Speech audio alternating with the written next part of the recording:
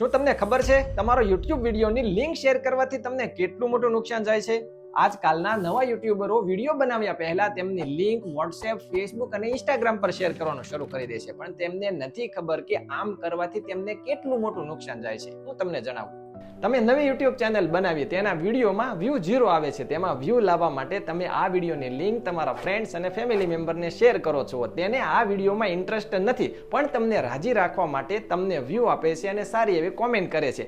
આમ કરવાથી તમારા વિડીયોમાં 50, 40 કે 100 વ્યૂ આવી જાય છે. તેનાથી તમે રાજી, પણ YouTube કાકા નારાજ થઈ જાય છે. ત્યારે તમે એ ભૂલી જાઓ છો કે લોકો તમારા વિડીયોને 5 થી 10 સેકન્ડ જુએ છે. તમારા 5 થી 10 મિનિટના વિડીયોને જ્યારે લોકો 5 થી 10 સેકન્ડ જુએ ત્યારે YouTube એવું સમજે છે કે વિડીયો લોકો પૂરો જોતા નથી, એટલે વિડીયો ખરાબ છે. આમ કરવાથી YouTube તમારા વિડીયોને ઓર્ગેનિક બૂસ્ટ આપતું નથી.